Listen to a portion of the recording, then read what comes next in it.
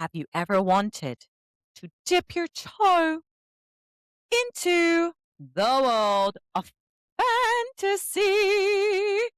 In a realm where the shadow daddies dwell and ancient kings cast a magical spell, we find a love that's slow burn and deep, with secrets and vows we're desperate to keep. From Akatar's courts to the fourth wing's flight, they battle through darkness to reach for the light. It's enemies to lovers, a classic fierce trope filled with starlight, fire, and a glimmer of hope.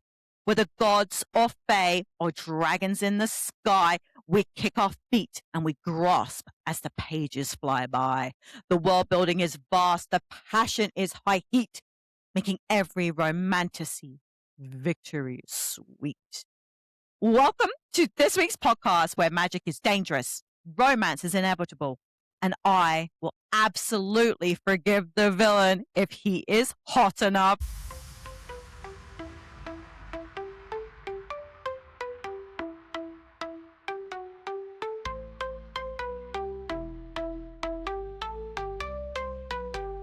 Hello, readers. Welcome back to the Toppling TBR. I'm Stacey, and as you can see today, I am sans Hannah.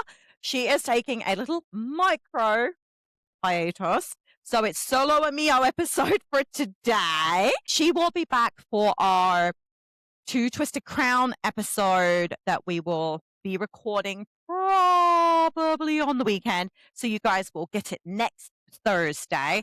So today I thought what I would do is I would talk about the fantasy books that I really enjoyed. So they're my top recommendations. And we will talk about the releases that we are anticipating in 2026. I also got Hannah's anticipated releases. She will be back, I promise, but I at least wanted her to have some part in the show today. And as a little extra surprise for you guys, as you know, I have another podcast called Stacey and Jace Spill the Book. Well, I got my co-host from that podcast, Jace Between the Pages, to give me her top recommendations in the fantasy romantasy genre. Okay, let's do this. Let's take a look at some of my favorites in the genre. So, fantasy happens to be a massive genre right now, especially romantasy. I don't know about you guys, but I have been seeing a heck of a lot of romantasy books coming to market. And I think it's got something to do with the fact you get a little bit of everything. So you get a little romance, you get a little magic, there's always a villain, you always either love them or hate them. And I find that they tend to do this beautiful thing of world building, having the character development. They tend to be series. Like, I know there are books out there that are standalone, like there are fantasy standalone books or romantasy standalone books, but for the most part, we tend to get duologies, trilogies, series. So you get this really amazing, well-rounded book series for you to really sink your teeth into. And I'm going to give you right now my top 5 recs in the genre. So obviously, okay, look, my top pick is going to be Fourth Wing by Rebecca Yarrow, the Empyrean series. Look, I have one major beef with the series right now, and that is that we don't have a publication date for the next book, book 4. It doesn't have a title.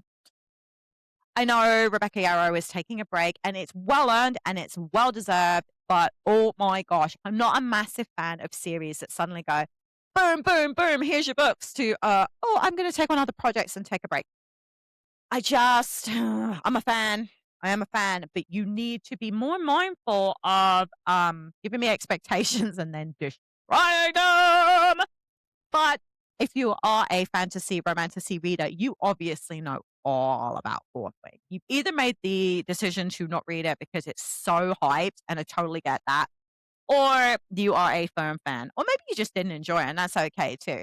Now, for me, I don't read a lot of books that have dragons in them, so it was a really nice change for me to be able to sink my teeth into a book series like that. We'll Violet, like it's one of those series that I found that it reignited my love of romantasy books, and I was really grateful for that. So it's a firm favorite for me. And the next one is The Heartless Hunter by Kristen Thickerly. Now, she writes, and I want to call it a series, but I don't know if it's actually a duology, but it's the Crimson Moth series.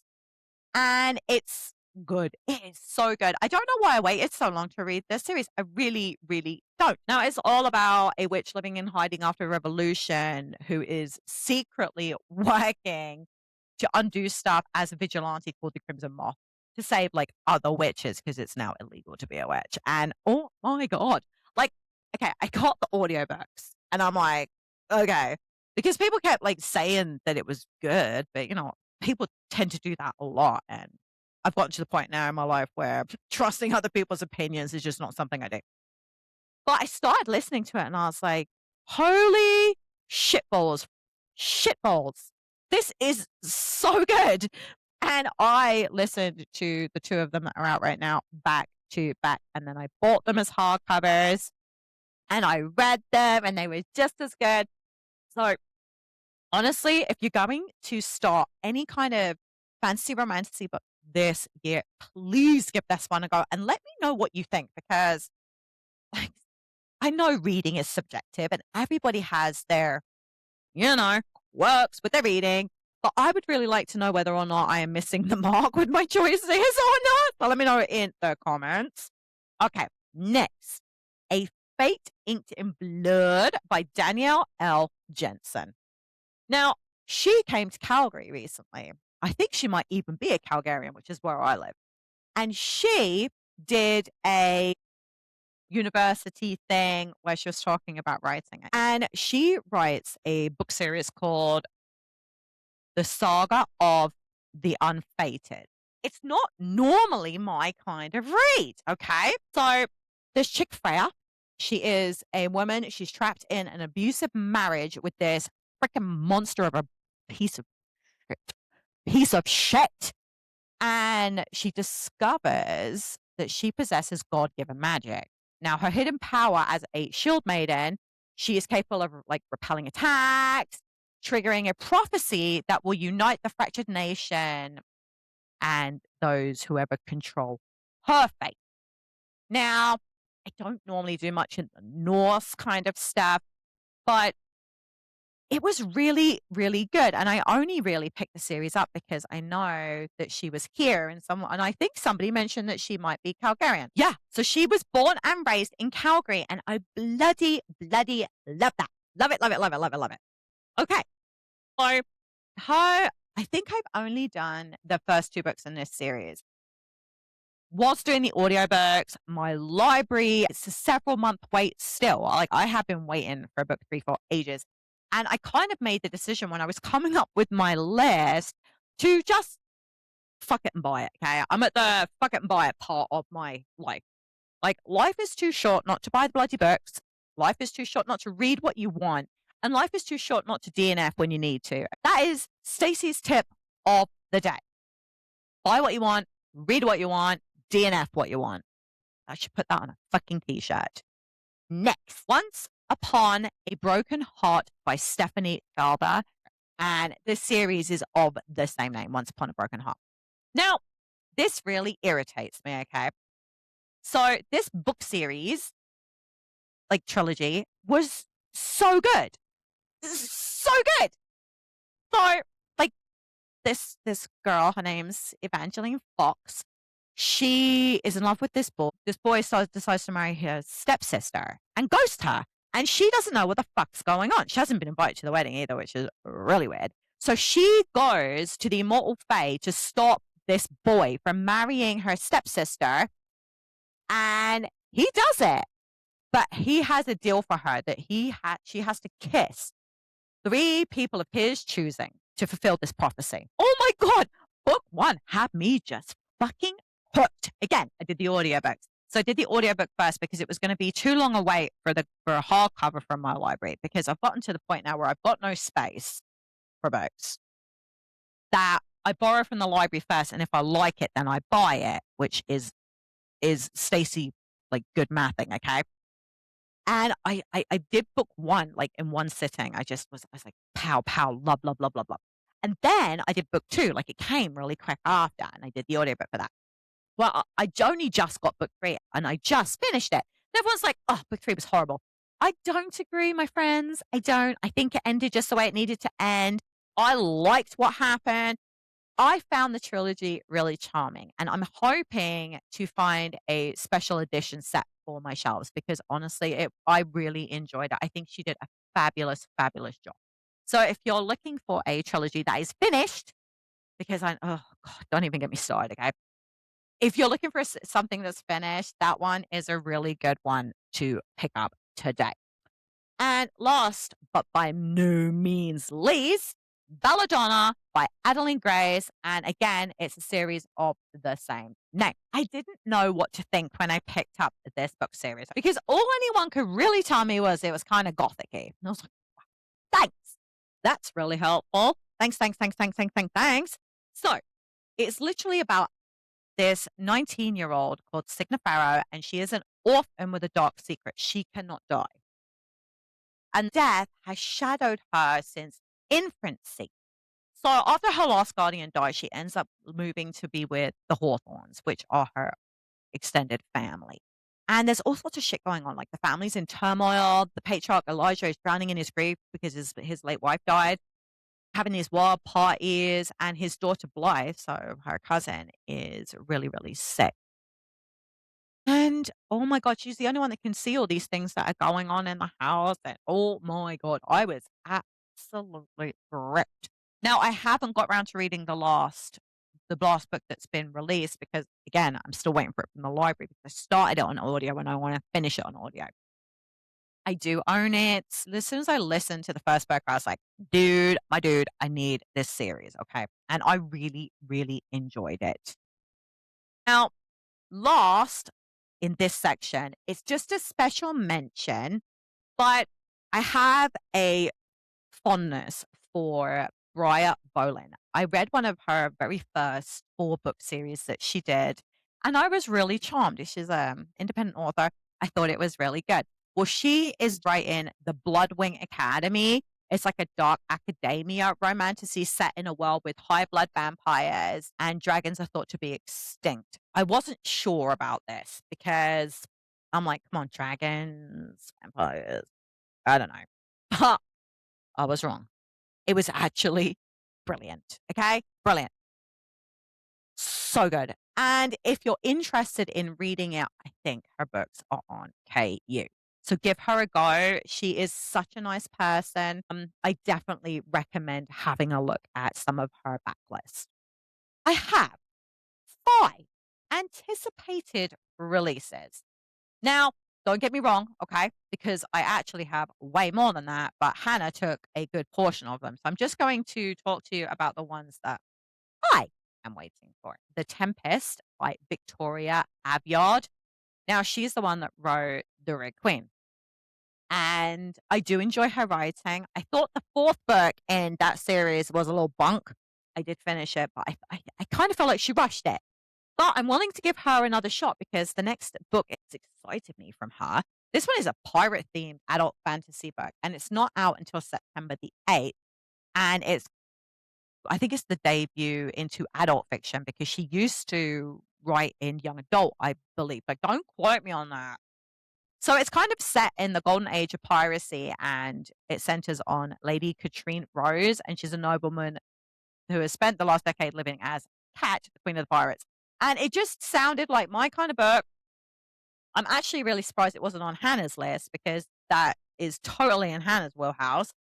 But yeah, it looks really good. Again, the cover is phenomenal. I am over the moon with that. I don't think it's up for pre-order yet, but as soon as it does, I will definitely be pre-ordering that bad boy. I don't know. I don't know about you guys, but I am seeing some absolutely phenomenal books coming out, and I don't have the bandwidth for all of them. But Cassandra Clare, you probably heard of her. She has some pretty big series out there. She is currently writing a book series. I think it's going to be a trilogy called The Last King of Fairy, and it's due out in November 3rd, 2026. Now, from my understanding, she has created this trilogy as kind of a final installment conclusion to her Shadowhunter Chronicles, which I love that series. I love it. I love it with a deep passion. And if that is the case, that it is a trilogy to kind of bookend the end of the whole thing, I'm going to have to go back and reread those books because honestly, it's been a minute. Okay. It's been a minute, but I loved those books. I really liked the show. I am a complete loser. It's not even funny. And then the last one actually comes out next week. I already read it, but I kind of wanted to mention it because it's not out yet. But I got an art copy and it was on my anticipated reads list, but I just finished it. And it's called The Sun and the Star Maker by Rachel Griffin. Now, this book, okay, it's young adult. It's cute as fuck. It's grumpy sunshine. This girl, she gets taken away by this like a magician because she has magic and he wants to train her. And he takes her to his castle, but he's keeping so many secrets and she's trying to get him to like open up. And there's like this frost coming in and it will give them all permanent winter if she can't get him to open up about what it is that he's keeping to himself. And I was like, oh, the writing was beautiful. Oh my God, it was, and she did such a good job with the world building. And I really loved the characters. It was a solid read. So if you are waiting for any fantasy books, this one should be on your list. Okay, now we're moving into my Jace Between the Pages recommendations. She doesn't tend to read a lot of the same books I do. We have an episode coming up and we're talking about our favorite romance reads, not romantasy, but romance reads in each trope. And we had no overlap. And when I sent her my list, she was like, I haven't read any of those. So you're in for a real treat because normally she is on the money with what she comes up with. Now, she picked as one of her recs, How Does It Feel by Janina O'Reilly. Riley. Now, from what she told me, it's on KU. It's a 4-book series and it's all about dark fairies. So it's a dark fairy romance. I did have a look and I'm like, how did I not spot this on KU? Like I went through and I was fantasy digging for KU books the other day and I didn't see it. They're there. I didn't notice it. And I don't know why I had some kind of blinders on, but I'm like, fuck yeah, I'm in. And then she picked The Games Gods Play and The Things Gods Break by Abigail Owens. Again, I have not read these books and she has been low key like poking at me to read them for a while. And I will. I'm adding them to the list now. I want to get back into my romantasy era because I haven't picked up a lot of romantasy since probably the summer. And maybe that's when my romantasy era is. Maybe I'm just summer and all winter I read thrillers and horrors because that kind of seems to be where I was going. But I read One Dark Window with Hannah and I read Two Twisted Crowns and I loved them. But it didn't inspire me to read more. And it's weird. I'm starting to wonder if I am a seasonal reader, which is fucking bizarre because I always just thought I was, chaos incarnate. Like that's Stacey's reading. But I really want to read these books. So, The Games Gods Play is a modern mythic romantic novel, and it's basically about Olympian gods. Ooh, okay, I'm in. Ah, this looks really fucking good. There's some enemies to lovers in there, modern myth retelling. Ooh, it's spicy though. Somebody gave it 3 peppers out of 5. So, yeah, okay. Jace, I love you. I'll add it to my list. And the last one that she gave me, okay, this book she's been up my ass about for a while. She kept telling me to do the audio, and I still haven't. Sorry, Jace. But it's Trial of the Sun Queen by Nisha J. Tooley. And it does look good. And I'm not disputing that at all. So it is on Kindle Unlimited. And I keep meaning to, like, I pay for Kindle Unlimited. No joke. I pay for it every freaking month. And I think I only use it once a month. It would probably be cheaper just to buy paperback at this point.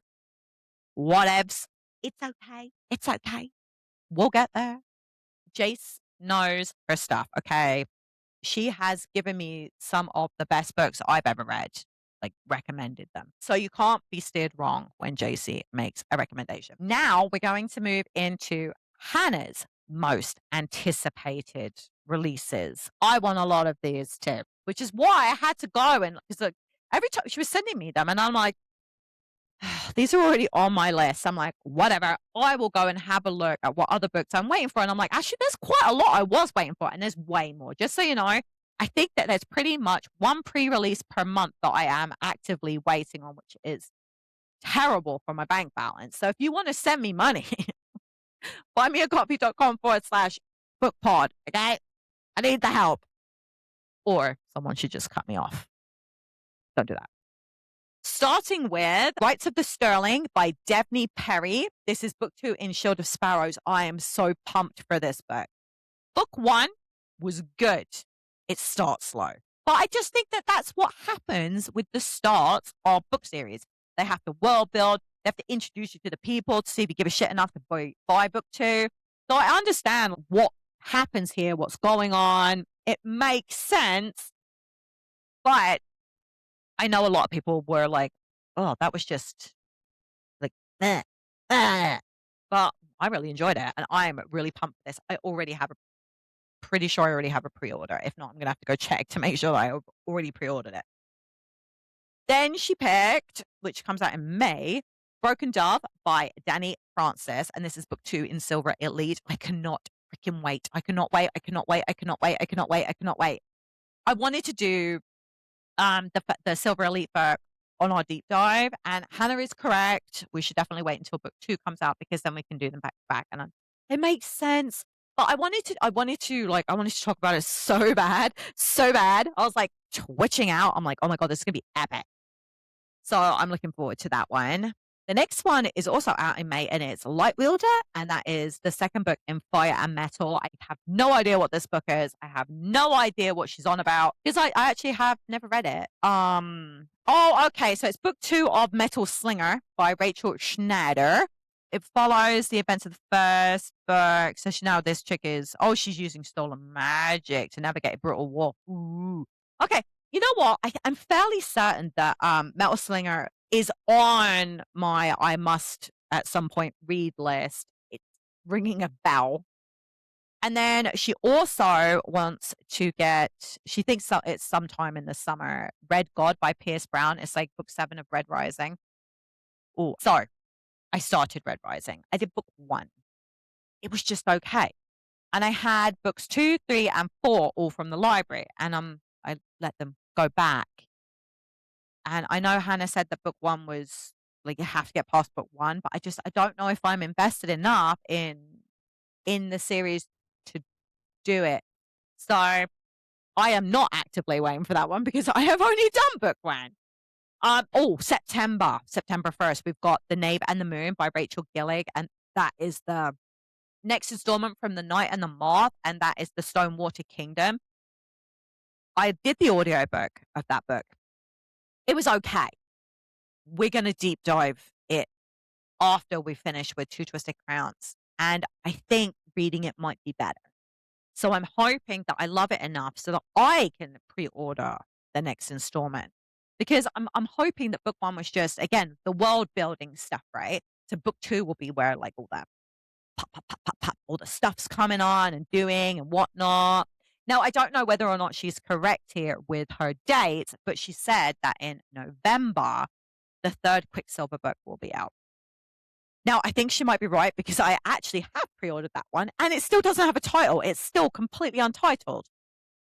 So I don't know for complete sure that the book will be out. Callie Hart has literally been actively bringing 1 out a year. So I think that it's probably very good chance that it will be out. Hannah made a prediction that the book was going to be called Salt because they were talking about how Quicksilver, Brimstone, and Salt were the 3 main things to become an alchemist or something. So she's predicting that Salt will be the name of the title. So it'd be really interesting to see if she is correct. Now, these 3 books, she's waiting for book 2, A Vow of Vengeance in the Immortal Desires series. We just don't know when it's due out. I haven't read it yet. It is on my list to read book 1. I will give it a shot at some point. I've got so much other stuff going on. I just don't know when I'll get around to it. We are also waiting for book 4, again, of the Empyrean series for Fourth Wing. As far as I understand it, the author has started to write it. We should be getting pretty close. So I'm hoping that that is the case. And the other one that we're waiting for is book 6 from Akatar. I don't even remember the last time an Akatar book came out. Now, I wouldn't even like to hazard a guess on that one, but she's right. I'm waiting for that one as well because I would really like for that series to be done.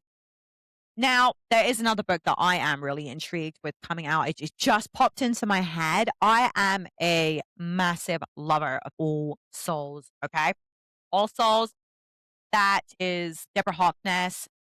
It's a discovery of witches. I don't know if you've been reading along with her books, but she did the original trilogy and then she did a spin-off book, and then she's kind of turned it into a series. Well, we had the Blackbird Oracle, and that came out last year.